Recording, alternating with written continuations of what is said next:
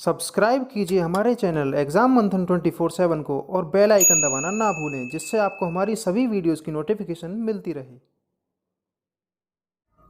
Hello student, welcome to exam Manthan. मैं विकास आप सभी का एग्जाम मंथन पर स्वागत करता हूं। देखिए, ये आज की हमारी जो क्लास है उसके अंतर्गत हम 3 टॉपिक्स पर बात करने वाले हैं। वो 3 टॉपिक्स कौन कौन से हैं? देखिए, सबसे पहले हम बात करेंगे किस पर? स्वराज पार्टी पर।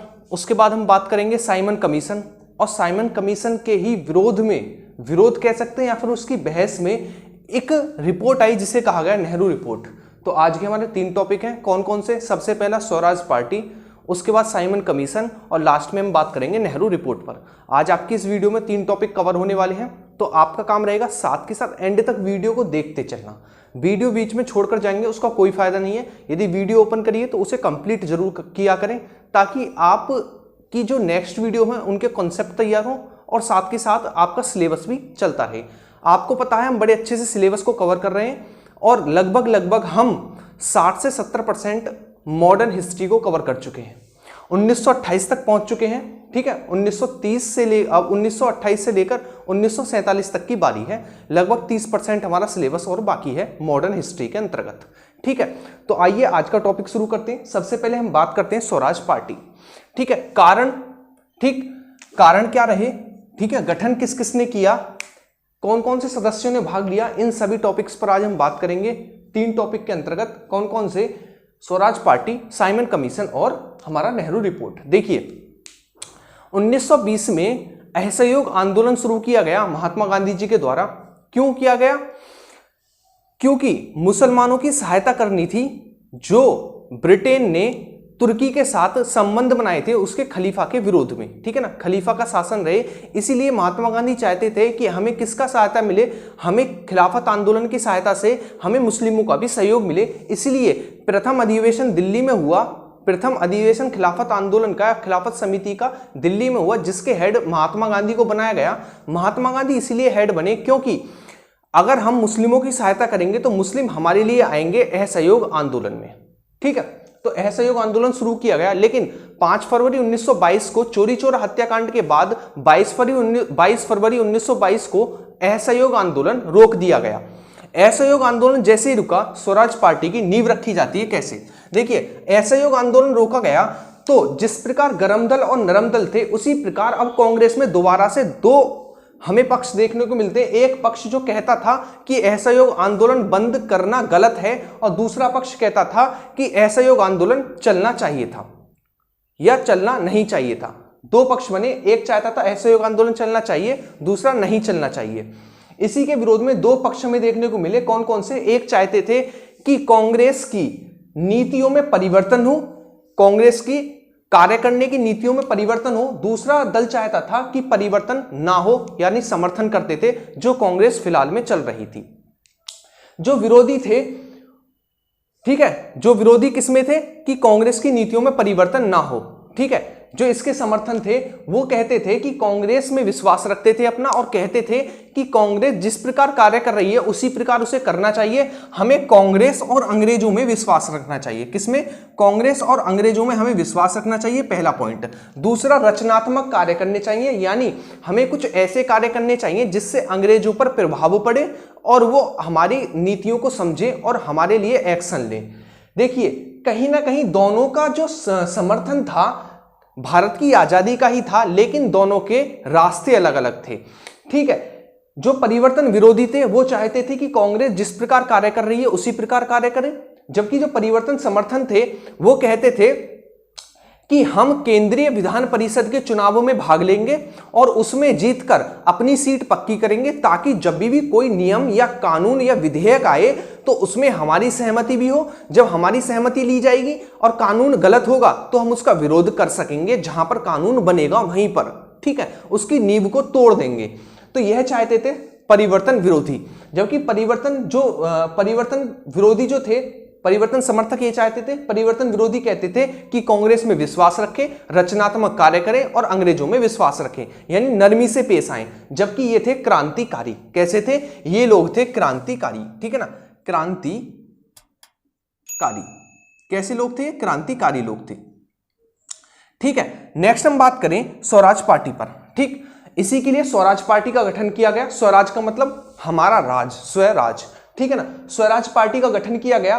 पूछा जाएगा स्वराज पार्टी किसके समर्थन में थी, तो स्वराज पार्टी का कहना था वो लोग जो कांग्रेस में परिवर्तन चाहते थे उन्होंने स्वराज पार्टी का गठन किया, ठीक है। स्वराज पार्टी का गठन किया गया और स्वराज पार्टी का सीधा सीधा मतलब था कि हम अंग्रेजों की विधान परिषद के चुनावों में भाग लेंगे, वहां पर जीतेंगे, अपनी सीट पक्की करेंगे और कोई भी नियम, विधेयक, कानून आएगा उसका विरोध करेंगे, ठीक है। जैसे कि मार्च 1923, कब, मार्च 1923 में स्वराज पार्टी का गठन किया गया। मार्च 1923 में स्वराज पार्टी का गठन किया गया। इसके अध्यक्ष सीआर दास बने, ठीक है। कौन बने, सीआर दास इसके अध्यक्ष बने। यदि बात करें कि इसके सचिव कौन थे, तो सचिव थे मोतीलाल नेहरू। मोतीलाल नेहरू इसके सचिव बने, ठीक है। गठन किया कब किया गया, तो 23 मार्च 1923 में गठन किया गया। अध्यक्ष सीआर दास और सचिव मोतीलाल नेहरू बने, ठीक है। इसका क्या मतलब था कि विधान परिषद के चुनावों में भाग लेना, वहां पर अध्यक्ष चुने जाना, सीट पक्की करनी और उनके नियम कानूनों को तोड़ना, ठीक। नेक्स्ट हम बात करते हैं नवंबर 1923 में केंद्रीय विधान परिषद के चुनाव हुए। कब, नवंबर 1923 में। मार्च 1923 में इसका गठन हुआ। इन्होंने भाग लिया कुछ समय बाद विधान परिषद के चुनावों में और नवंबर 1923 में केंद्रीय विधान परिषद के चुनाव होते हैं, जिसमें 101 में से 42 सीट स्वराज पार्टी को मिली और बहुत अच्छा प्रदर्शन भी किया, ठीक है ना। किसने, स्वराज पार्टी ने 42 सीट मिली 101 में से, ठीक। नेक्स्ट हम बात करें, अगली डेट आती है 1925। 1925 में एक व्यक्ति हुए जिनका नाम था विट्ठल भाई पटेल। क्या नाम था, विट्ठल भाई पटेल। विट्ठल भाई पटेल प्रथम भारतीय थे जो कि केंद्रीय विधान परिषद के अध्यक्ष बने।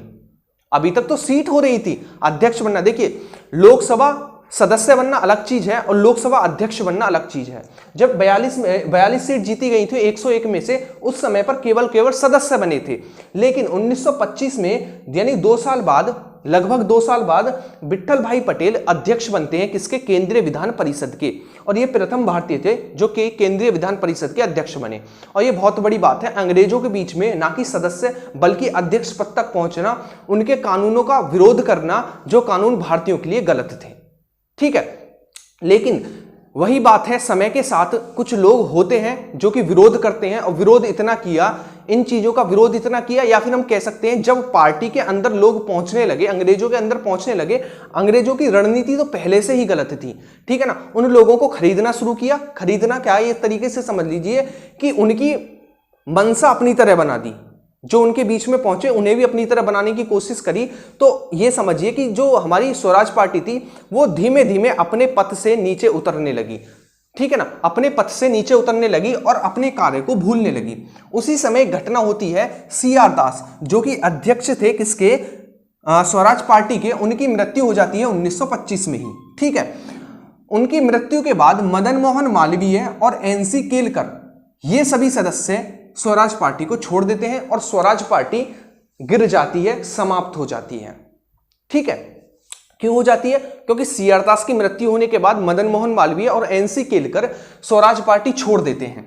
उसके बाद 1926 में बहुत बेकार प्रदर्शन रहता है विधान परिषद के चुनावों में, ठीक है। विधान परिषद के चुनावों में बहुत बेकार प्रदर्शन रहता है और 1923 में जब हमारा सविनय अवज्ञा आंदोलन शुरू होता है, उस समय पर हमारी जो स्वराज पार्टी थी वो समाप्त हो जाती है संपूर्ण रूप से, ठीक है ना। यहां तक तो बिल्कुल खत्म हो गया उनका प्रभाव, लेकिन 1930 पहुंचते पहुंचते बिल्कुल खत्म हो जाती है स्वराज पार्टी, ठीक। तो स्वराज पार्टी से आपको क्या क्या याद रखना है कि जो परिवर्तन चाहते थे उन लोगों ने स्वराज पार्टी का गठन किया। मार्च 1923 में अध्यक्ष बने सीआर दास जबकि सचिव बने मोतीलाल नेहरू, ठीक है ना। और नवंबर 1923 में केंद्रीय विधान परिषद के चुनाव होते हैं जिनमें 42 सीट जीती जाती हैं भारतीयों के द्वारा 101 में से।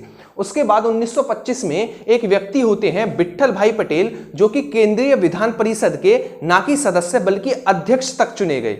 लेकिन धीरे धीरे स्वराज पार्टी अपनी समाप्ति की ओर जाती है और सीआर दास की मृत्यु 1925 में हो जाती है, जिसके कारण मदन मोहन मालवीय और एनसी केलकर स्वराज पार्टी छोड़ देते हैं। उसके बाद 1926 में केंद्रीय विधान परिषद के चुनावों में बिल्कुल रद्दी रिजल्ट रहता है हमारी स्वराज पार्टी का और 1930 में बिल्कुल खत्म कर दी जाती है स्वराज पार्टी, ठीक है।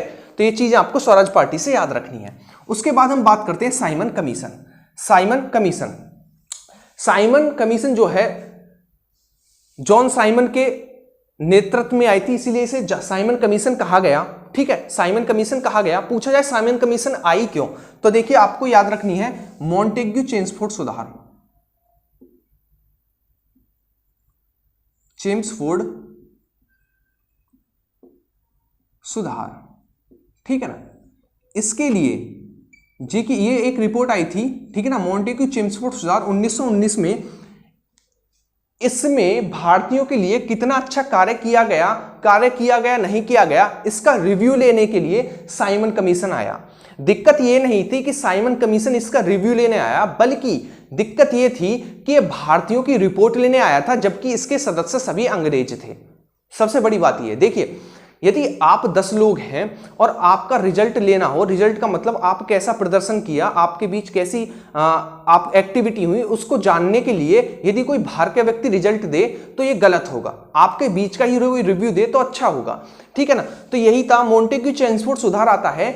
साइमन कमीशन 7 सदस्यीय था, तो इसकी जो वो थी, क्या कहते हैं, जो इसका रिपोर्ट था रिव्यू, वो हर 10 साल में किया जाना था, हर 10 साल में किया जाना था। पहली बात तो 10 साल से पहले आ गया, ठीक है, 1919 में आया तो 1929 में आना चाहिए था, लेकिन 1927 में इसका गठन कर दिया गया, ठीक है। सबसे पहली बात तो ये। दूसरी बात, सभी सदस्य अंग्रेज थे, रिव्यू लेना था भारतीयों का, लेकिन सदस्य कैसे थे, सभी सदस्य अंग्रेज थे, तो इसी का विरोध किया गया, किसके द्वारा, भारतीयों के द्वारा। उसके बाद विरोध कब किया गया, सबसे पहला विरोध हुआ दिसंबर 1927 में कांग्रेस के मद्रास अधिवेशन में। कब, कांग्रेस के मद्रास अधिवेशन में इसका विरोध किया गया, ठीक है, बहिष्कार किया गया, बहुत ज्यादा खुले बिल्कुल पैमाने पर विरोध किया गया। उसके बाद दिसंबर के बाद 2 महीने बाद फरवरी 1928 में, 1927 में ये इसका गठन किया गया था, यानी इसका एक तरीके से प्रारूप तैयार किया गया था। लेकिन 1928 में, फरवरी 1928 में एक मुंबई में पहुंचा, क्योंकि जो अंग्रेज थे वो समुद्र के रास्ते से भारत आते थे, तो वो कहां पर उतरे, मुंबई बंदरगाह पर उतरे। सबसे पहले फरवरी 1928 को भारत आया, और भारत में भी कहां पर, मुंबई बंदरगाह पर पहुंचा साइमन कमीशन, ठीक है ना। साइमन कमीशन का जब जमकर विरोध किया गया, खूब जमकर विरोध किया गया। जब विरोध किया जा रहा था भारतीयों के द्वारा, तो एक व्यक्ति थे ब्रेकन हेड ने कहा कि यदि आप हमारी रिपोर्ट, हमारे रिव्यू से यदि आप सहमत नहीं हैं, तो आप में हिम्मत है तो आप अपना संविधान बनाइए, और ऐसा संविधान बनाइए यदि आज आप अपने वर्ताव जो देख रहे हैं उससे सभी खुश होने चाहिए, वरना तो हमें हाथ में दे दीजिए। यदि सब खुश नहीं हो रहे हैं तो आपका संविधान बनाने का कोई मतलब नहीं है। तो ब्रेकन हेड ने सीधी सीधी चुनौती दी भारतीयों को, या तो अपना संविधान बनाकर दिखाइए, या फिर हमारी रिव्यू और हमारी रिपोर्टों को स्वीकार कीजिए, ठीक है ना। उसी के लिए, इसी चुनौती को स्वीकार करते हुए नेहरू रिपोर्ट प्रस्तुत की गई, ठीक है ना, नेहरू रिपोर्ट प्रस्तुत की गई। नेहरू रिपोर्ट पर बाद में बात करेंगे, उससे पहले हम बात करते हैं साइमन कमीशन पर, ठीक है। साइमन कमीशन का समर्थन किस किस को नहीं मिला, मतलब साइमन कमीशन का कहने का मतलब भारतीयों को समर्थन किस किस ने नहीं दिया साइमन कमीशन के विरोध में। तो देखिए, 2 आपको याद रखनी है, एक तो पंजाब की यूनियनिस्ट पार्टी, ठीक है ना, दूसरा दक्षिण भारत की एक पार्टी थी जिसका नाम था जस्टिस पार्टी, ठीक है ना। दोनों ने समर्थन नहीं दिया भारतीयों को, ठीक। कौन कौन सी, पंजाब की यूनियनिस्ट पार्टी और दक्षिण भारत की जस्टिस पार्टी। तो पूछा जाएगा कि साइमन कमीशन में सहायता किसने नहीं की भारतीयों की, तो पंजाब की यूनियनिस्ट पार्टी और दक्षिण भारत की जस्टिस पार्टी, इन्होंने कोई भी समर्थन नहीं दिया भारतीयों को। उसके बाद एक व्यक्ति थे भीमराव अंबेडकर। भीमराव अंबेडकर जो थे, इन्होंने खुले पैमाने पर बिल्कुल सहायता नहीं की भारतीयों की, क्योंकि ये उस जो साइमन कमीशन था, उन्होंने सहायता लेने के लिए अध्यक्ष या सदस्य नहीं चुने गए थे, लेकिन सहायता लेने के लिए किसको चुना, भीमराव अंबेडकर जी को चुना, ठीक है, सहायता लेने के लिए केवल, ठीक है। तो किसने बिल्कुल सहायता नहीं की, यदि व्यक्ति पूछा जाए तो भीमराव अंबेडकर ने बिल्कुल भारतीयों की सहायता नहीं की, किसमें, साइमन कमीशन में, क्योंकि जो अंग्रेज थे उन्होंने भीमराव अंबेडकर को चुना था अपनी सहायता के लिए, ठीक। यदि पूछा जाए पार्टी कौन कौन सी थी जिन्होंने समर्थन नहीं किया, पंजाब की यूनियनिस्ट पार्टी और दक्षिण भारत की जस्टिस पार्टी, ठीक। नेक्स्ट हम बात करते हैं समर्थन किसने किया। समर्थन किया मुस्लिम लीग और कांग्रेस ने खूब समर्थन किया। देखिए, मुस्लिम लीग में भी दो प्रकार की वो थी। मुस्लिम लीग में भी कौन कौन सी, वो समझिए। ठीक है, मुस्लिम लीग में कौन कौन सी थी? देखिए, दो थी मुस्लिम लीग में। पहली, एक मिनट, पहली हमारी मोहम्मद सैफी के द्वारा और दूसरी जिन्ना के द्वारा। ठीक है ना, जिन्ना वाली ने समर्थन किया, जिन्ना के सदस्य थे मोहम्मद का मुस्लिम लीग में, उन्होंने समर्थन किया, जबकि मोहम्मद सफी की जो मुस्लिम लीग थी उन्होंने समर्थन नहीं किया। ठीक है, तो दो आपको याद रखना है। लेकिन कहा जाए मुस्लिम लीग ने समर्थन किया, हाँ किया था। कांग्रेस ने खुलकर समर्थन किया, कांग्रेस ही समर्थन कर रही थी सबसे बड़े लेवल पर। ठीक है, तो ये थी हमारी साइमन कमीशन। ठीक, साइमन कमीशन। उसके बाद आती है नेहरू रिपोर्ट, क्योंकि साइमन कमीशन के विरोध में कहा था ब्रेकन हेड ने, यदि आप में हिम्मत है तो अपना संविधान बनाइए। तो इसी चुनौती को स्वीकार करते हुए नेहरू रिपोर्ट प्रस्तुत की गई मोतीलाल नेहरू के नेतृत्व में।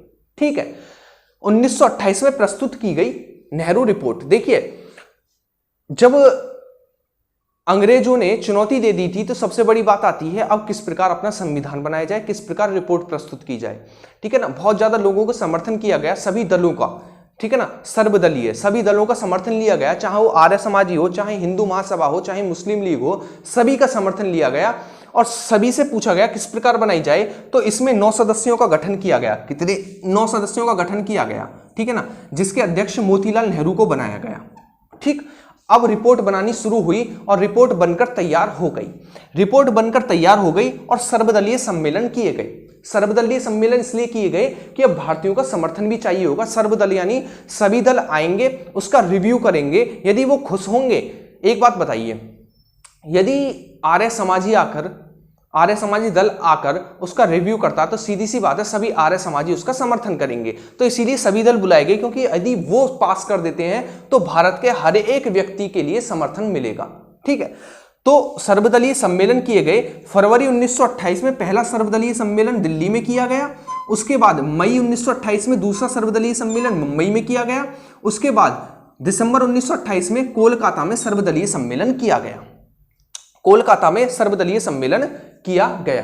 ठीक है, रिपोर्ट कब प्रस्तुत की गई थी? तो रिपोर्ट 10 अगस्त 1928 को प्रस्तुत की गई थी। ठीक, ये जो सर्वदलीय सम्मेलन है, इससे पहले वाले ये आप कह सकते हैं इसलिए किए गए थे कि अध्यक्ष कौन चुना जाए। ठीक है ना, अध्यक्ष कौन चुना जाए और इसमें सदस्य कितने होंगे और किस प्रकार बनाया जाए। ठीक है ना, दिसंबर 1928 का जो किया गया वो रिव्यू के लिए किया गया कि रिव्यू किस प्रकार दिया जाए, यानी आप सहमत हैं या नहीं है। लेकिन दो दल सहमत नहीं थे, हिंदू महासभा और मुस्लिम लीग। मुस्लिम लीग ने कहा था कि एक तो हमें 1/3 समर्थन मिलना चाहिए, 1/3 सीट मिलनी चाहिए। ठीक है ना, विधान परिषद में 1/3 सीट मिलनी चाहिए। दूसरा, जहां पर जैसे कि हमारा पंजाब जो कि आज पाकिस्तान में पड़ता है और भारत में यहां पर मुस्लिम ज्यादा थे, पंजाब वाले क्षेत्र में मुस्लिम ज्यादा थे।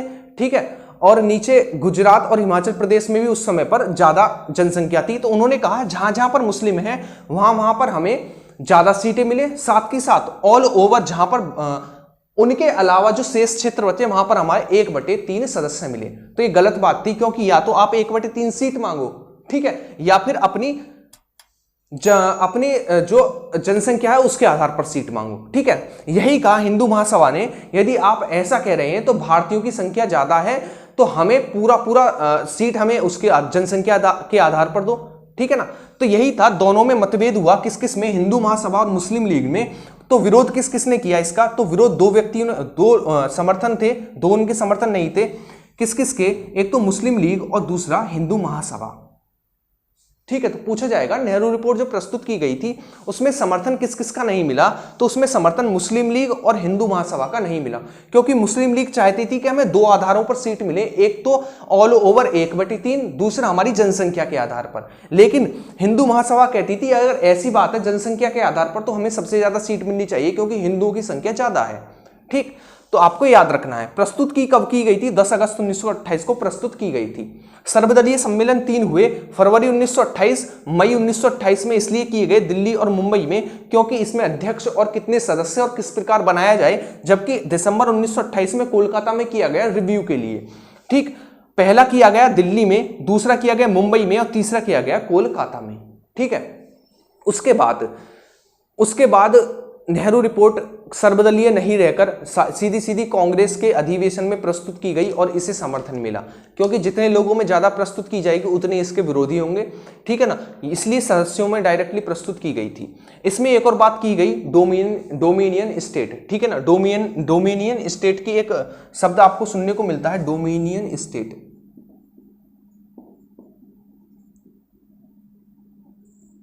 स्टेट या फिर स्टेटस, ठीक है ना, ये क्या था? देखिए, डोमिनियन स्टेट और स्वराज दोनों में अंतर समझिए। डोमिनियन स्टेट का मतलब था सेना, सुरक्षा, संचार और वित्तीय अधिकारों को छोड़कर बाकी सभी पर हमारा अधिकार होना चाहिए। ये था डोमिनियन स्टेट बना दो हमें। किस प्रकार? स्टेट इसलिए जोड़ा गया क्योंकि जो ब्रिटेन था, जहां जहां पर ब्रिटेन के गुलाम देश थे उन्हें वो स्टेट या कॉलोनी कहते थे, इसलिए इसे डोमिनियन स्टेट बोला गया कि अंग्रेजों के लिए हम स्टेट थे, इसीलिए कहा गया हमें डोमिनियन स्टेट बना दो अपना, ठीक है। तो डोमिनियन स्टेट का मतलब था संचार, सुरक्षा, सेना और वित्तीय अधिकार जैसे इन सभी मुद्दों पर आप शासन कीजिए और बाकी देश में जितने भी कानून है, जितने भी शासन के रास्ते हैं उन पर हमें करने दीजिए। ये था डोमिनियन स्टेट। 1 साल का समय दिया गया और 1 साल के बाद ये कह दिया गया कि 1 साल में यदि तुम्हारे कानों पर ये आवाज नहीं फिरती है तो हम सीधे सीधे स्वराज की बात करेंगे, यानी पूर्ण स्वराज। हमें पूर्ण स्वराज चाहिए, यानी हमें संचार, सेना, वित्तीय अधिकार और सुरक्षा सभी पर अपना अधिकार चाहिए, यानी आप बिल्कुल हमारा देश छोड़कर चले जाइए, ठीक है। तो ये था नेहरू रिपोर्ट 1928, ठीक है। पूछा जाए मूल अधिकारों की बात सबसे पहले किसमें की गई, तो नेहरू रिपोर्ट में की गई। ये पॉलिटी में पूछा गया था इसलिए बता दिया, ठीक है। जो चीज हमारी यहां पर रह जाएगी मॉडर्न में, कुछ ऐसी चीजें जो हमें पॉलिटी में पढ़नी होती हैं, ठीक। तो ये थी हमारी आज के 3 टॉपिक। कौन कौन से? सबसे पहले हमने बात की स्वराज पार्टी पर, दूसरा हमने साइमन कमीशन और तीसरा हमने नेहरू रिपोर्ट पर, ठीक है। आइए एक बार हम दोबारा से रिवीजन करते हैं हमने क्या पढ़ा। आप नोट्स बनाते हुए चल रहे हैं, बताना आप नोट्स बनाया कि नहीं बनाया आपने। नोट्स जरूर बनाते हुए चलना, ठीक है, नोट्स जरूर बनाते हुए चलना ताकि आपको कोई दिक्कत ना पड़े, जब आपके एग्जाम आए तो आपको कोई प्रॉब्लम ना हो, ठीक। तो आइए हम एक बार रिकॉल कर लेते हैं हमने क्या पढ़ा। देखिए, सबसे पहले हमने बात की स्वराज पार्टी, असहयोग आंदोलन बंद किया गया तो 2 प्रकार के लोग पैदा हुए। पहले ये कहते थे कि जो असहयोग आंदोलन वापस लिया गया, नहीं लिया जाना चाहिए था, यानी 2 लोग पैदा हुए। एक चाहते थे कि कांग्रेस के कार्य करने के तरीके बदलें, एक चाहते थे नहीं बदलें। जो कहते थे नहीं बदले वो कहते थे कि हम नरमी से पेश आएंगे अंग्रेजों के खिलाफ और अपना स्वराज पाएंगे, ठीक है। जबकि जो परिवर्तन चाहते थे वो कहते थे कि हम क्रांतिकारी हैं और हम उनके कानों में बम डालेंगे ताकि वो सुने हमारी बातों को। उनका कहना था कि हम केंद्रीय विधान परिषद के चुनावों में खड़े होंगे और वहां पर चुने जाएंगे ताकि कोई विधेयक, कोई बिल, कोई ऐसा भी कोई चीज आए जो कि भारतीयों के खिलाफ हो तो हम उसका वहीं पर प्रदर्शन करें, वहीं पर विरोध करें, उसे आने ना दें, लागू ना होने दें, ठीक है। उसी के लिए मार्च 1923 में स्वराज पार्टी का गठन किया जाता है, जिसके अध्यक्ष बने CR दास, सचिव बने मोतीलाल नेहरू। उसके बाद नवंबर 1923 में केंद्रीय विधान परिषद के चुनाव हुए, जिसमें 42 सीट मिली 101 में से। उसके बाद 1925 में विट्ठल भाई पटेल केंद्रीय विधान परिषद के अध्यक्ष चुने गए। 1925 में CR दास की मृत्यु हो जाती है, जिसके कारण मदन मोहन मालवीय और NC केलकर पार्टी छोड़ देते हैं। उसके बाद 1926 के चुनाव होते हैं केंद्रीय विधान परिषद के, जिसमें बहुत बेकार प्रदर्शन रहता है स्वराज पार्टी का। उसके बाद 1923 में संपूर्ण रूप से स्वराज पार्टी बंद कर दी जाती है। उसके बाद साइमन कमीशन आता है। साइमन कमीशन जो था वो मोंटेग्यू चेम्सफोर्ड सुधार का रिव्यू लेने आया था, भारतीयों के ऊपर कितना सुधार किया गया उसका रिव्यू लेने आया था, क्योंकि सभी सदस्य अंग्रेज थे, साथ के साथ 10 साल से पहले आया था, इसीलिए इसका खुलकर विरोध किया गया, ठीक है। बात करते हैं ये इसका गठन कब किया गया, तो 1927 में, दिसंबर 1927 में कांग्रेस के मद्रास अधिवेशन में इसका खुलकर विरोध किया गया। फरवरी 1928 में ये भारत आया, मुंबई बंदरगाह, ठीक है। जब विरोध किया जा रहा था, ब्रेकन हेड ने कहा यदि आप में हिम्मत है तो अपना संविधान बनाकर दिखाइए। उसके लिए नेहरू रिपोर्ट प्रस्तुत की गई, ठीक है। यदि बात करें समर्थन किस किस का नहीं मिला, तो पंजाब की यूनियनिस्ट पार्टी और दक्षिण भारत की जस्टिस पार्टी का भारतीयों को कोई भी समर्थन नहीं मिला। यदि पूछे व्यक्ति कौन थे, तो भीमराव अंबेडकर का कोई भी समर्थन नहीं मिला, क्योंकि भीमराव अंबेडकर जो थे वो सदस्य चुने गए थे साइमन कमीशन को समझाने के लिए भारतीयों की तरफ से। यदि बात करें समर्थन किस किस का मिला, तो मुस्लिम लीग और कांग्रेस का मिला, मोहम्मद सैफी वाले मुस्लिम लीग का नहीं मिला, जिन्ना वाले मुस्लिम लीग का मिला था। उसके बाद ब्रेकनहेड की चुनौती को स्वीकार करते हुए नेहरू रिपोर्ट 1928 में प्रस्तुत की गई, जिसके लिए सर्वदलीय सम्मेलन प्रस्तुत की गए। 1928 में प्रथम सर्वदलीय सम्मेलन नेहरू रिपोर्ट 1928 के लिए दिल्ली में किया गया, दूसरा मई 1928 में मुंबई में किया गया और तीसरा दिसंबर 1928 में कोलकाता में किया गया रिव्यू करने के लिए। यदि पूछे नेहरू रिपोर्ट कब प्रस्तुत की गई, तो 10 अगस्त 1928 को नेहरू रिपोर्ट प्रस्तुत की गई। प्रस्तुत का मतलब है कि रिव्यू करने के लिए, रिव्यू का मतलब बनाकर एक प्रारूप तैयार किया गया, ठीक है, प्रारूप तैयार किया गया, केवल प्रारूप के लिए प्रस्तुत करना। अध्यक्ष कौन थे, तो मोतीलाल नेहरू इसके अध्यक्ष थे। बात करें मुस्लिम लीग नाखुश थी और हिंदू महासभा नाखुश थी, क्योंकि मुस्लिम लीग चाहती थी हमें 1/3 टोटल सीट मिले और जहां पर हमारी जनसंख्या ज्यादा हमें वहां पर ज्यादा सीट मिले। इसका विरोध किया हिंदू महासभा ने। तो हिंदू महासभा और साथ की साथ कौन, मुस्लिम लीग नाखुश थे, किससे, नेहरू रिपोर्ट 1928 से, ठीक है। उसके बाद ये कांग्रेस के अधिवेशन में पेश की गई, ठीक, आप सुनते भी होंगे नेहरू रिपोर्ट आगे प्रस्तुत की गई थी। तो ये केवल और केवल कैसा था, नेताओं के बीच में रिव्यू के लिए प्रस्तुत करना, ठीक है, इसे समझना। तो और एक और बात की गई नेहरू रिपोर्ट में, एक तो मूल अधिकारों की बात और दूसरा डोमिनियन स्टेट यानी रक्षा, सेना, ठीक है, सुरक्षा, वित्तीय, इन सभी संचार के जितने भी ये चीजें हैं, इन पर आपका अधिकार, बाकी हमारा अधिकार दे दो। और 1 साल का समय दिया गया, उसके बाद कहा गया वरना हम पूर्ण स्वराज की बात करेंगे, ठीक। तो ये थी आज की हमारी वीडियो। तो आप बताना आपको वीडियो कैसी लगी, साथ ही साथ इसे शेयर करते रहना और लाइक तो जरूर करके जाना यदि अच्छी लगी हो तो, ठीक है। तो नेक्स्ट वीडियो में मिलेंगे, तब तक आपका काम रहेगा रिवीजन करते रहना अपना लगातार। वीडियो को कम से कम 2 बार यदि आप देख लें तो आपका बिल्कुल प्रॉब्लम खत्म हो जाए, ठीक। यदि आप नोट्स बना ले तो उससे बढ़िया कुछ नहीं है, ठीक है। नोट्स बनाना, कम से कम वीडियो को 2 बार देखना और शेयर करना तो भूले ही ना, शेयर करते रहना, लाइक करते रहना, ठीक है। और जितनी भी पुरानी वीडियो कंप्लीट हो चुकी हैं उन्हें कंप्लीट अपनी तरफ से भी कर लेना। ऐसा ना हो कि मैं अपना रिवीजन कर रहा हूं, आप उसे कंप्लीट ना कर रहे हो, तो अपना भी कंप्लीट रिवीजन करते रहना, ठीक है। नेक्स्ट वीडियो मिलेंगे, तब तक के लिए थैंक यू। अच्छे से रिवीजन करना।